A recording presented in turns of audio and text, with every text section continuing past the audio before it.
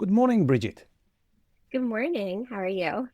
Good, thank you. I was thinking about our last conversation and the story you told about your daughter asking why your dad's car was louder than yours.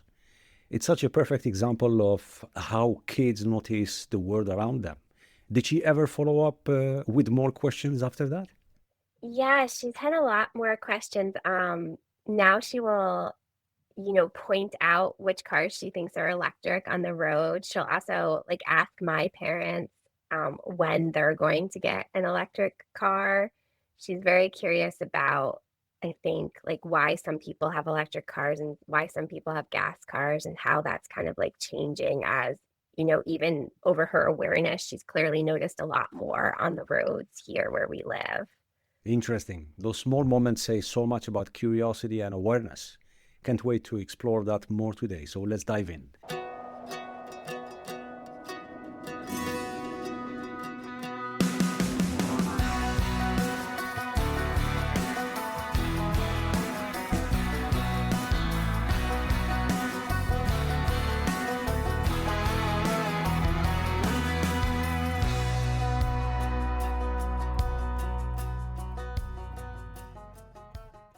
The following is a conversation with Bridget Shervell, an award winning journalist, sustainability advocate, and author of Parenting in Climate Crisis. Bridget has dedicated years of researching and reporting on how families can handle the emotional and practical challenges of parenting during the climate crisis. This is Pre-Zero Sports Talk podcast, and I'm your host, Sid Bansala. Today, we'll explore what it takes to nurture and guide climate-strong kids, sharing real stories and practical insights that help parents turn fear into action. Bridget, welcome to the show. Thanks so much for having me. What was the moment that inspired you to write Parenting in a Climate Crisis? I think, it was really the birth of my own child. She's 6.5, she'll be 7 in October. And I had long been a writer focused on food systems. So I was already kind of like involved in environmental aspects and climate change. But, I think like once you have a child of your own, right, everything sort of like changes. You have skin in the game, as a friend of mine recently said. And I kind of realized I was like, oh, like, how do I do this? Like, I know the climate crisis is going to be probably the biggest issue that's facing that generation. Like, what does it mean to raise a child who will be able to thrive in whatever like situation we find ourselves in the future? And when I was looking around, I just like I didn't really find much information. There's a ton out there on like how you talk to your kid about the climate crisis, but there wasn't that much about, right, how do you live on a day-to-day basis? That's kind of really what I wanted. And so in a lot of ways, I kind of wrote the book for myself because I was in a position as a journalist where I was having lots of conversations with, farmers, and even fashion designers who were already kind of in the sustainability space. So it was kind of just a natural thing to go, okay, well, what do you do in your own house? Like, what types of food do you eat? What type of car do you drive? What skills do you think your kids are going to need? And that really became the basis for the book. How has your experience in food system journalism influenced your parenting approach? I mean, I wish it could say that I could say that my child is like a very adventurous eater, but she's not. Um, so in that sense, maybe it should have done more. But Mhm. I think it I think being a journalist and being involved in food systems reporting has made me curious about the world. And I think that's a skill that I try to nurture as much as possible in my own child, not just like about food, but just the world in general. Um, Mhm. Yeah. yeah. And did that background give you a different perspective on climate urgency?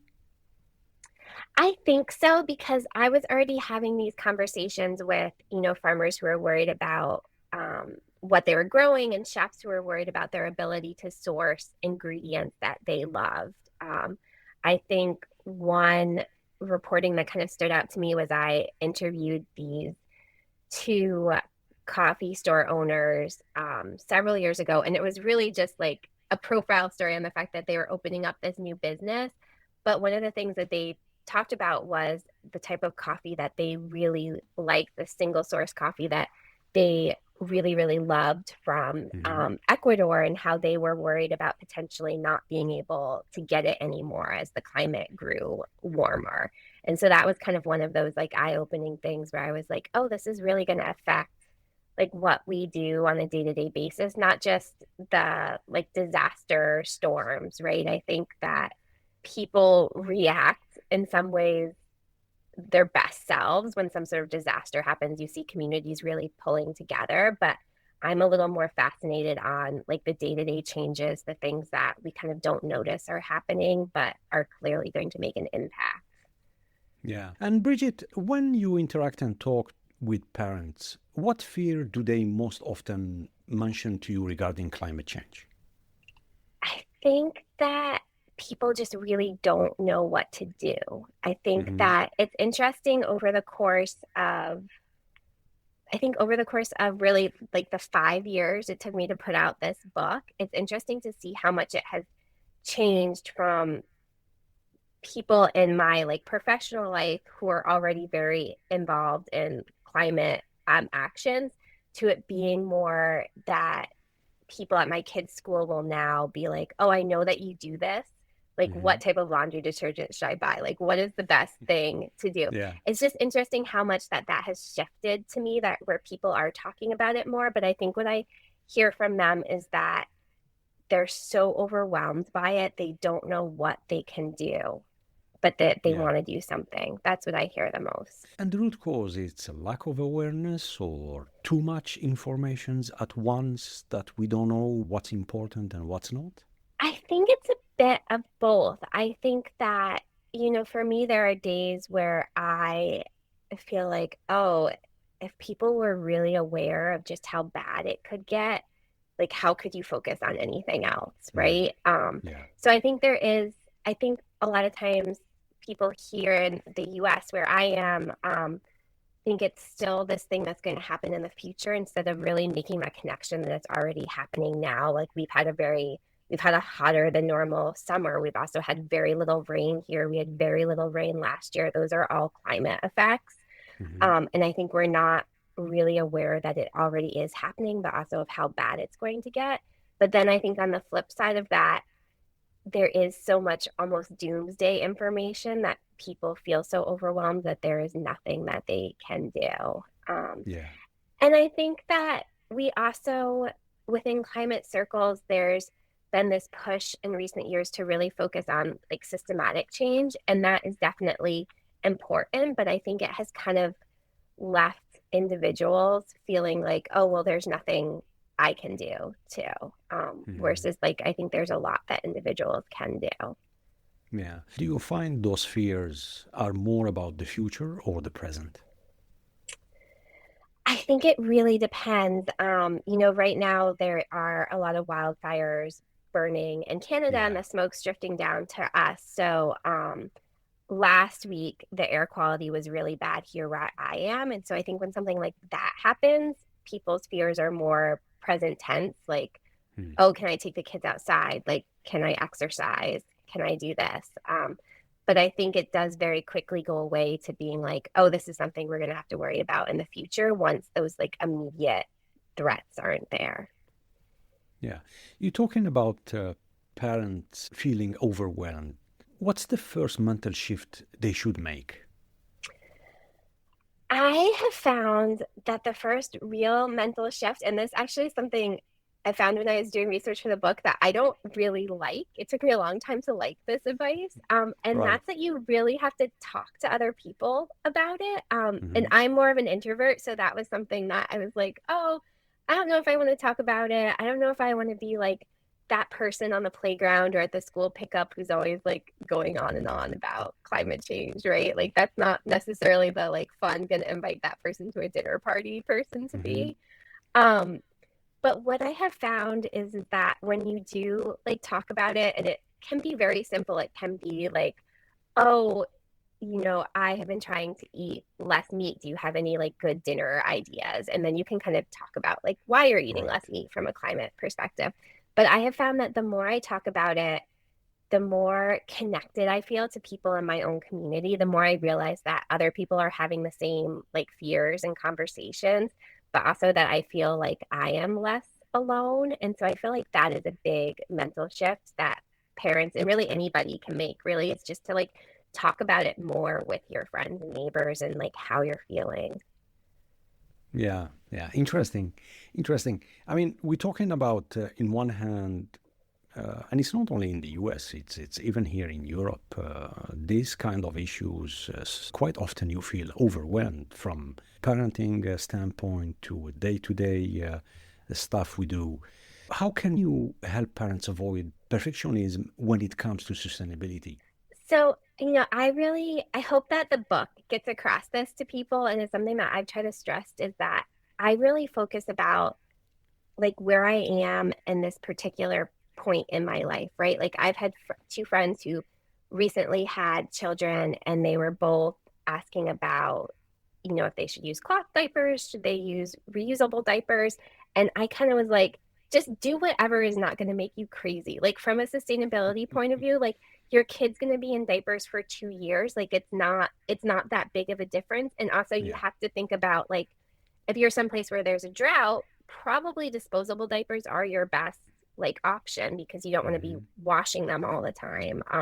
But also just, like when I had my kid, I was living in an apartment building and I didn't have laundry. So I used disposable diapers because it just wasn't feasible to use cloth diapers. Yeah. And I like to think a lot about do the best you can for the place you are in the like season of life that you are in and then like adjust it as you can. When my child was probably like 3 to 4, I guess it was, my sister moved to Texas. So she was far away from us in New York. And up until that point, we had lived within a few miles of her. So my kids saw her once a week. So that was a big change.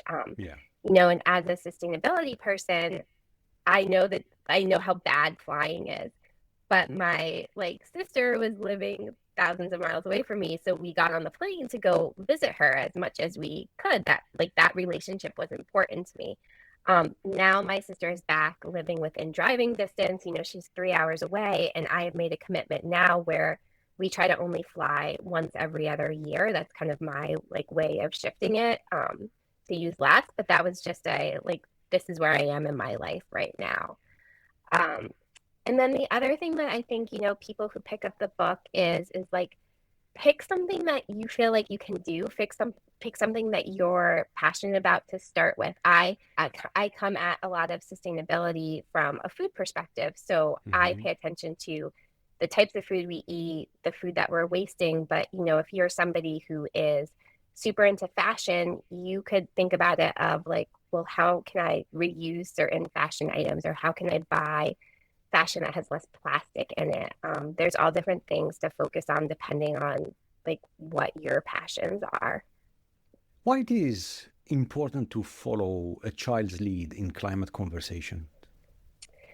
Yeah, I mean, I think especially the older your kid gets, it's really important because I think a lot of young people have such great ideas of Hmm. like solutions or things that they're interested in. But even from a young age, I think sometimes we get hung up on this idea that we have to have a like big formal serious sit down conversation about the climate crisis and then we're done with it.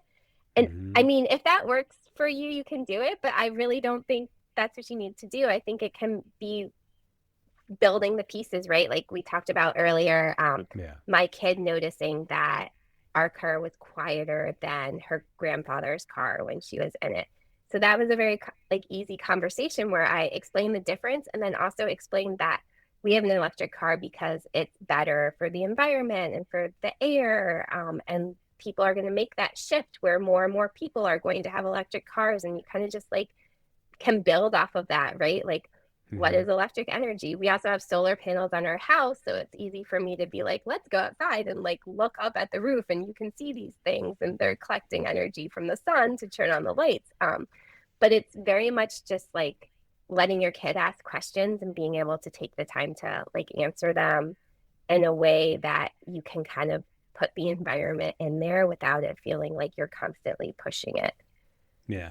And how do curiosity and adaptability protect against climate burnout? Yeah, I think the more curious, our kids are, the more curious we are, the more kind of open you are both to hearing other perspectives, but also just to falling in love with the world around us. And that kind of Mhm. like makes you want to protect it.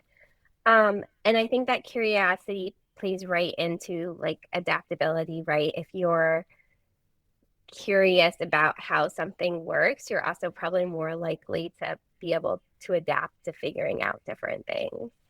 We talked about parents completely overwhelmed by the issue of climate change. What's the best way to start a conversation with kids and be honest And be honest, about yeah. the main issue? I mean, I think you really want to pick something that they can kind of see or experience, especially like the younger they are. So here where we live, we've had a very, very hot summer. Mm. We've had a lot of heat waves. And so I have used that as an opportunity to kind of talk a little bit about, well, what is a heat wave and why has it been so hot? Like, why are these happening? And then I also really always focus on like the things that we can do and the things that other people, right? Like to stress the fact that people all around the world are like working to make this better and trying to find solutions because I think that hope is really important, especially for kids. Yeah. And Bridget, with your daughter, when you ask this kind of question or when she asks you, are there some, let's say, unexpected climate related questions or?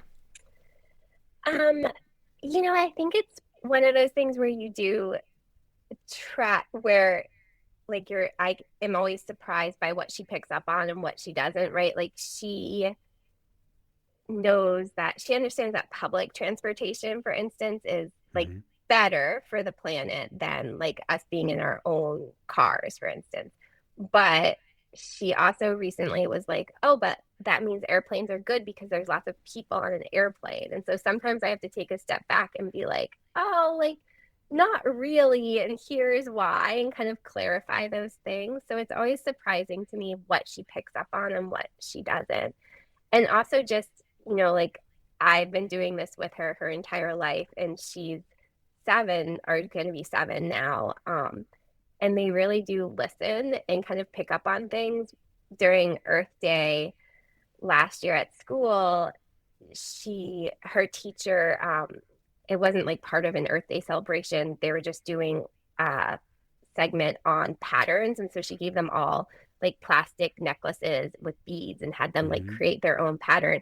And so my daughter like asked her, she was like, well, plastic's not very good for the planet. Is there something else we could use? Right. And Right. like that was something that really surprised me.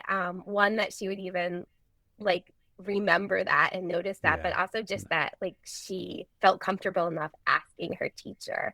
So I think that our kids really are like listening and picking up on things. Yeah.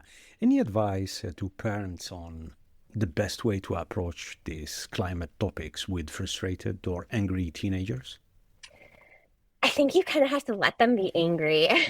I mean, I think they have the right to be angry with all of us, right? Like I'm Yeah. angry with us that we haven't made this better yet. And I think that they're in a scary place, especially as a teenager, where they're really starting to think about what their future holds. And they're probably thinking about that from like a climate point of view too, right? Just like thinking about going to college or thinking about what type of jobs they want. And then they're probably thinking about, oh, well, like what types of jobs are even going to be possible or where am I going to live? So I think it's important to let them be angry. But I also think, you can kind of be honest and say, hey, like, I'm angry too that we haven't like fixed that we haven't done a better job. And kind of like ask them like what's something that you think that we could do in our own house to make this better and let them really take the lead on that. I think it's important to be honest, and not say, oh, everything's going to be okay, because that's not something that we know, but to kind of say, I'm here to help you figure this out, and we can do Hmm. this together. Yeah. Let's shift gear and talk about the support systems, mainly schools and sports and community. What role do schools play in preparing climate aware citizens? I think that schools have the ability to play a huge role. I'm not sure how much they are yet, Hmm. right? I mean, once your kid is in like school full time, they're away from you for 8 hours a day. That said, here in the US, climate change is a very controversial political topic. And Yeah. so different states have different rules about what climate teachings they will do and what they will not. But I think that there's a lot of like little ways for schools to do it. We haven't done it here in my school system yet, but I'm hoping that Hmm. we will this year where they have a fall festival in September. And I was talking to another parent and I was like, oh, that would be a perfect time to do like a Halloween costume swap, right? And that like Yeah. immediately like reduces waste, also kind of helps to build community, teaches our kids a little bit about like reusing things. So that is kind of like a sneaky way to do it Hmm. because it's like climate change, but it also just feels like, oh, like we're already having this fall festival. Let's like swap Halloween costumes and make it easier for people to have a fun Halloween. Yeah. Um, Talking with parents, have they ever discussed if these climate issues or topics are included within the school curriculum, or it depends based on each school, each class, each so teacher? yeah, it tends to be based on each school system. Here in Connecticut, where I am, schools are supposed to have a climate change curriculum now. Hmm. I mean, again, my kid is very young. She's just gone through kindergarten, so she's just had 1 year of it. I didn't really notice much. I know at the high school level in my town, the students seem like they have really pushed for it themselves. They've started their own sustainability club and they've been working with the facilities director to get solar panels installed with the hopes that those solar panels would also become part of kind of like the learning curriculum. They'd be able to like look at how much energy they're producing. But I think it's very like driven individually and sometimes even by the students themselves. The sports business in the US, it's part of the day-to-day life, and especially in the Mm-hmm. weekends, or it depends which sport. Have you seen some sport teams or organizations or right holders talking about the climate crisis, or taking some actions? I think that more recently it has become an issue again just because of the air quality and that Hmm. wildfire smoke. Like my own kid has had like soccer practice moved indoors just because they felt like the air quality wasn't good enough to be outside. And I think that is a conversation that more and more places are having around youth sports of like paying attention to the weather and being able to just know how the climate is already affecting our kids' sports practices. I also have seen, some places experiment with like clover fields instead of like regular grass with the idea that they're a little more durable and you don't have to mow them as much. Hmm. I haven't seen that be very like widespread yet, but I think that is something that people are starting to think about. I also think, again, going back to like reusing things, you see it from like a team uniform point of view, right? Like some soccer teams here will like collect like the jerseys at the end of the year so that they can wash them and redistribute them to the kids next year instead of like making everybody buy a new one each year, which like again is can be like a climate action. Why has sustainability messaging become so confusing for families? I think it's because there's no real definition of what sustainability is, at least like Hmm. no agreed upon definition. So it kind of opens the door for there to be a lot of greenwashing and kind of just a lot of people trying to sell you things with the idea that it's sustainable. Yeah. Do you believe sustainability should be rebranded, or it's time to rebrand? I don't know. I'm not sure how we would even like really rebrand that, I guess. Because it's still confusing, complicated. Quite often when we say complicated, meaning expensive, Mhm. meaning we need to invest more and things like that. And the main reason because it's been politicized over and over and over. Right. You know, And when you look at COP, the United Nations Mm, annual conference that moves in different part of the world every year, and I think the duration of COP is 2 weeks, I think, and yeah, about.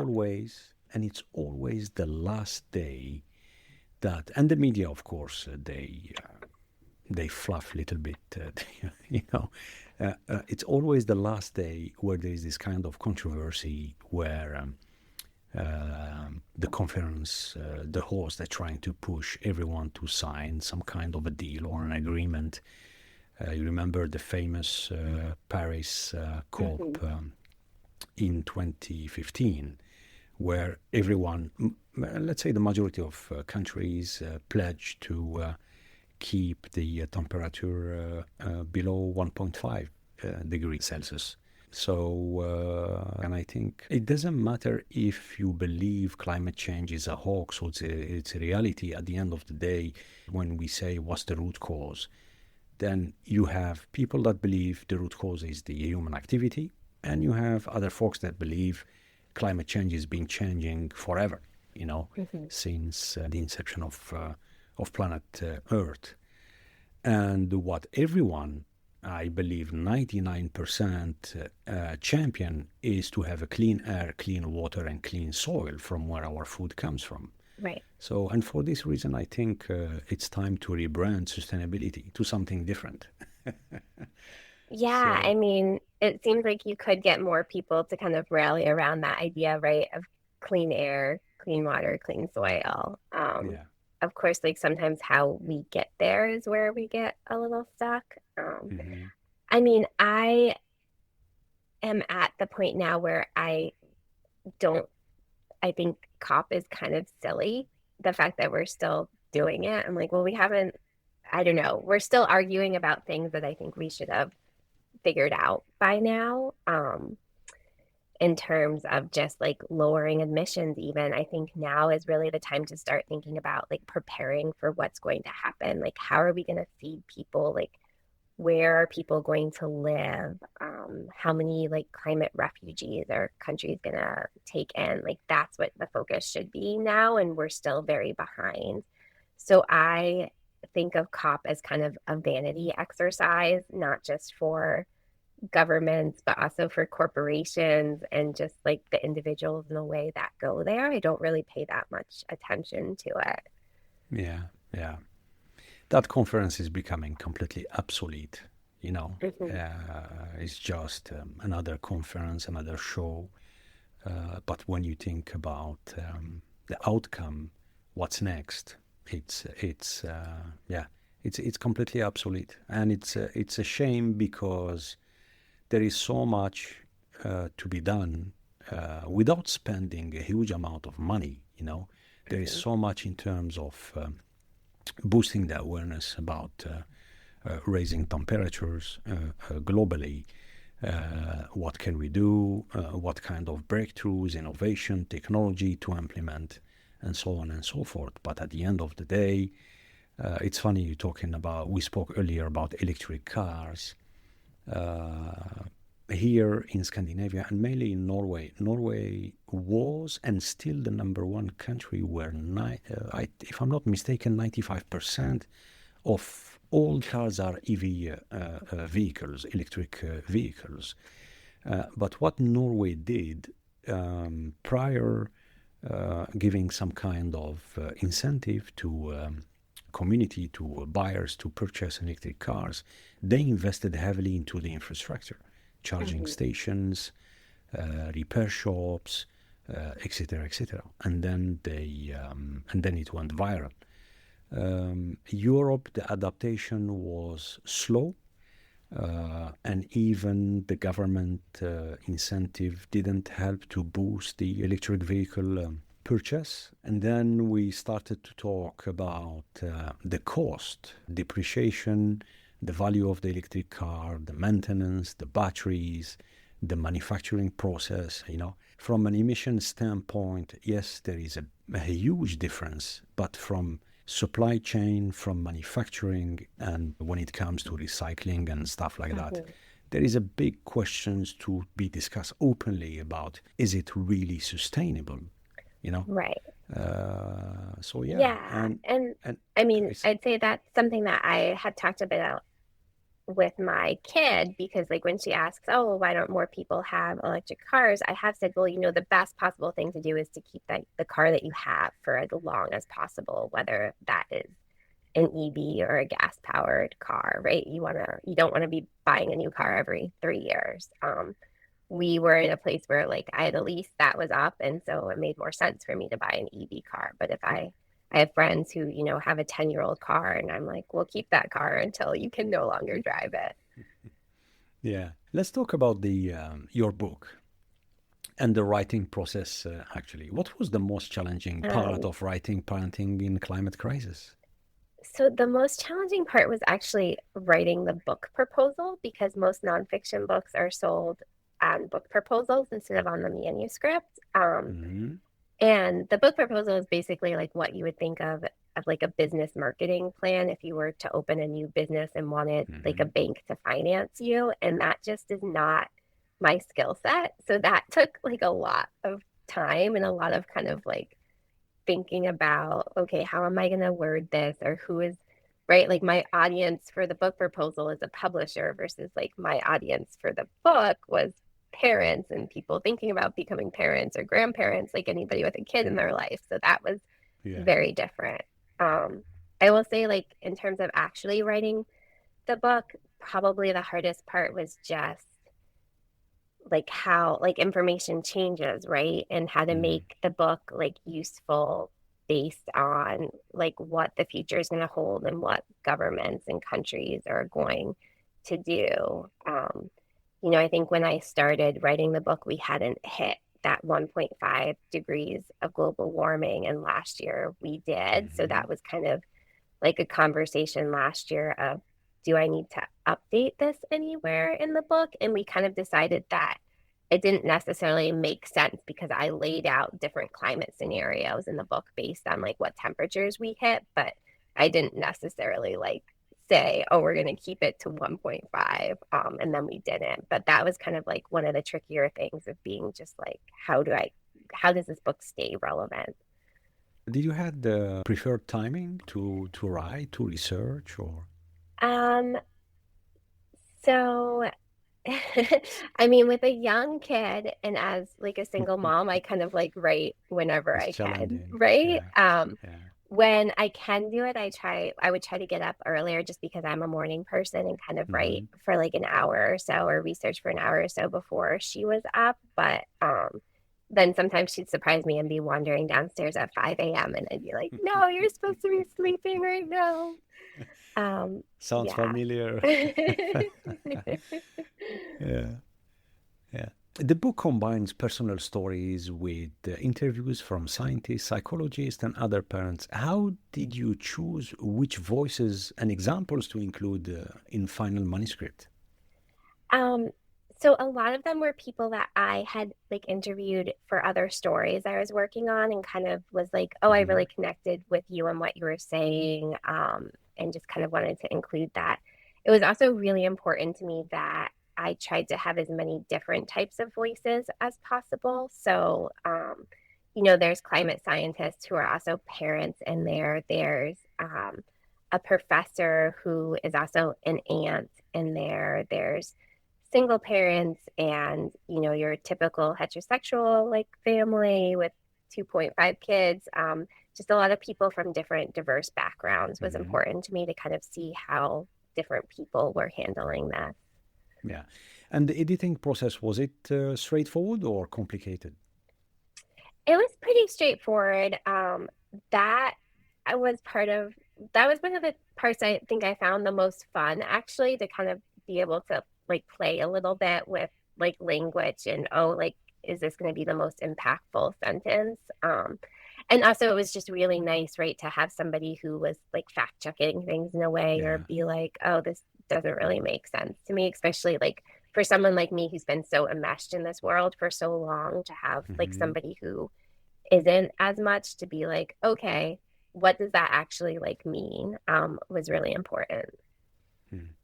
Was there a story or a quote you loved but you had to cut or streamline? Um, yeah, so there's a whole chapter on animals, right? And talking Hmm. about like household pets and, how they can help inspire kids to have a love of nature and protect the earth. And that chapter remains, but we cut out probably like a quarter of it that was more about how to deal with a pet dying when your kids are young. Hmm. And that had some quotes from a climatologist who is a professor at the University of Arizona. And we had also had a dog that passed away when my child was 3. So I included like my personal stories from that.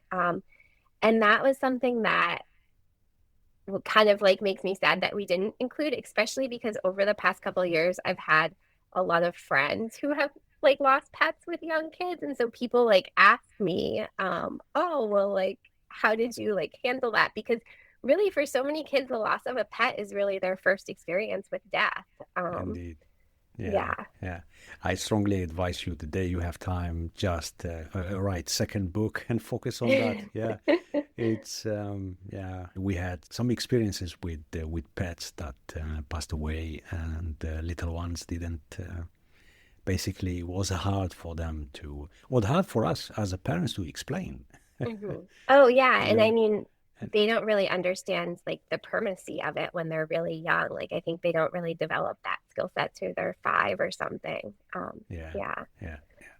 The reviews highlight your accessible, engaging writing style rooted in your journalism background. How did you manage to make the book emotionally compelling without overwhelming readers with heavy climate issues?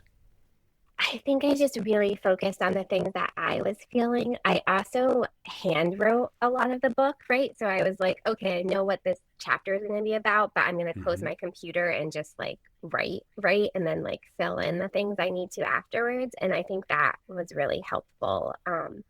Someone who read the book told me, she was like, oh, I can tell that AI didn't write this book because there's so much soul in it. And that I felt like was one of the best compliments.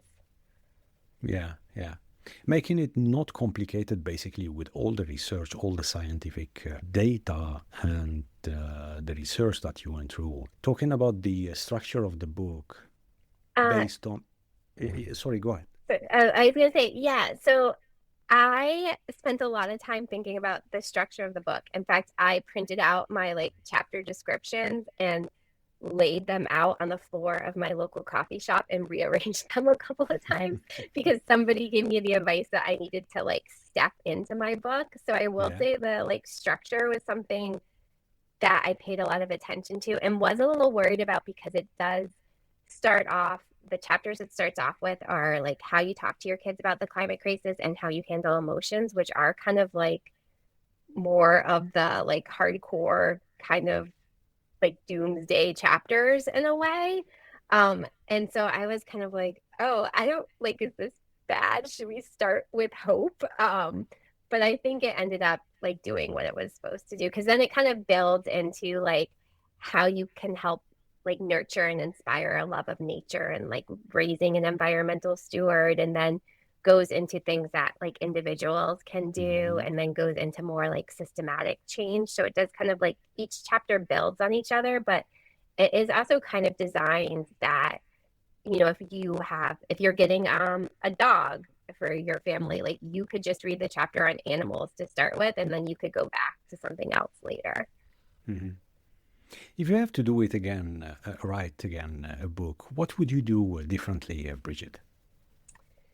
So, I have been working a bit on a novel. So I guess I'm Hmm. doing something different where I get to make up things instead of having to do lots of research. Yeah. So that is something that I'm doing differently. I don't know how much I would do differently about like the writing process. I think that if anything, you don't know what you don't know. And I hadn't like kind of experienced the publicity part of it afterwards or like the marketing plan. I think I would be a little more organized around that.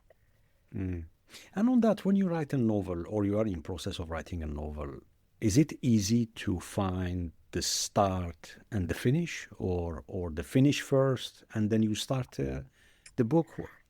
Um, yeah, so where I am now is like I have done the start and I've done the ending for the most part, but I'm kind of stuck in the messy like middle, right? Like how I get to the characters to that Yeah. point while still making it interesting for the reader.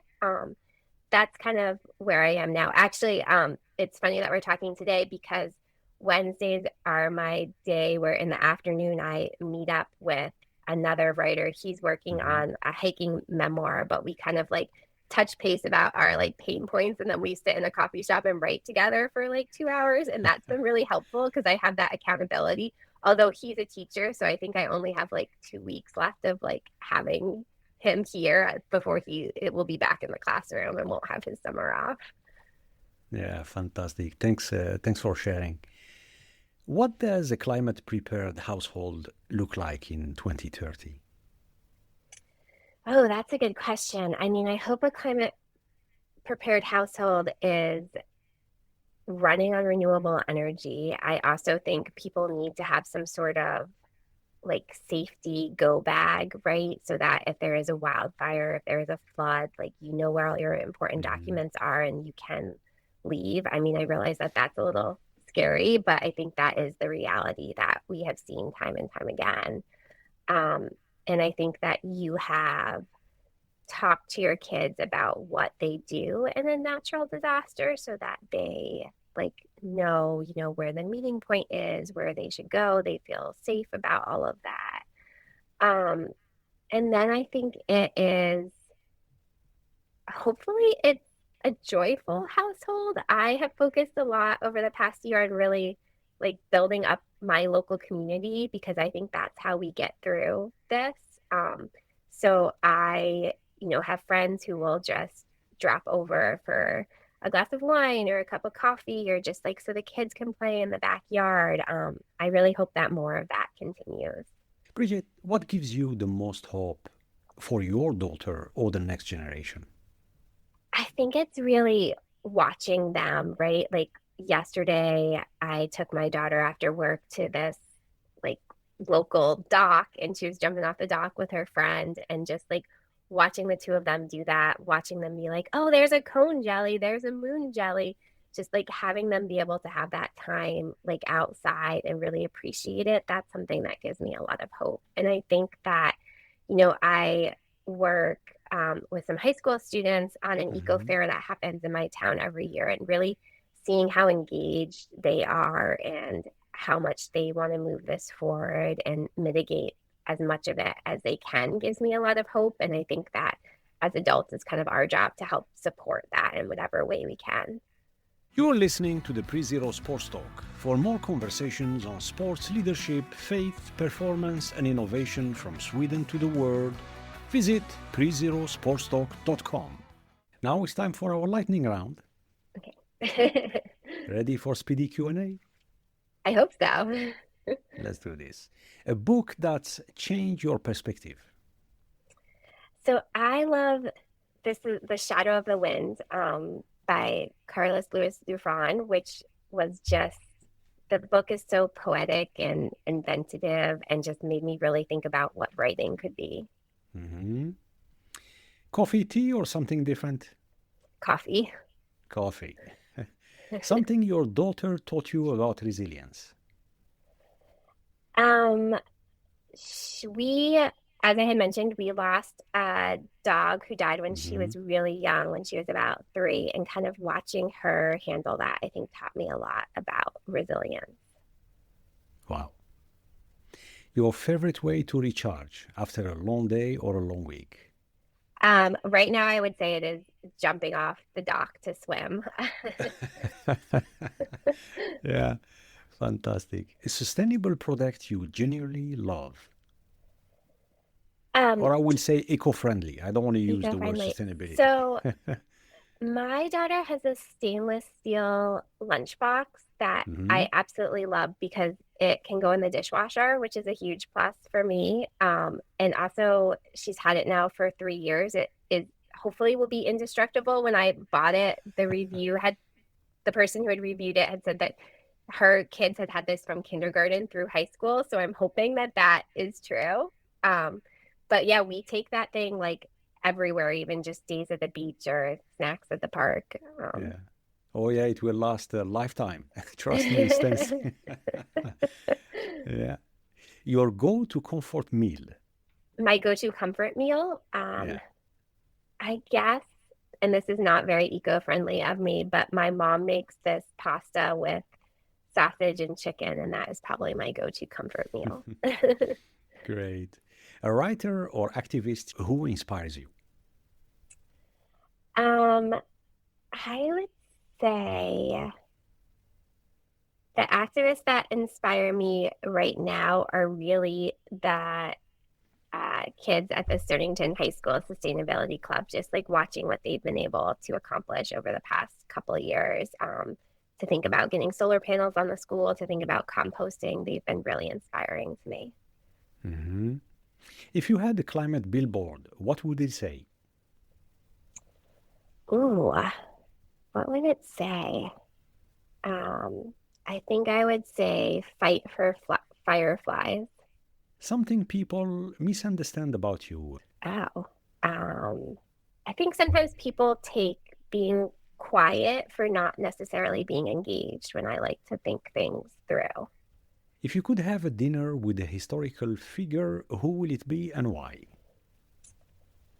Oh, hmm.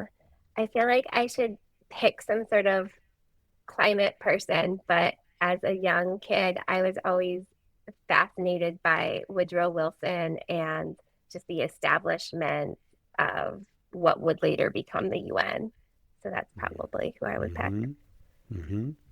A place you hope your daughter visits one day. I hope that I will take her to Cape Hatteras, which is the beach that I grew up going to as a kid, and is slowly disappearing. Hmm. Your guilty pleasure TV show. Huh. Um, let's see. Well, I don't know if this is really like a guilty pleasure. I really haven't been watching that much TV this summer, but my brother got me into Shrinking, which is like a psychologist-based show. But it's Hmm. been really fun to watch.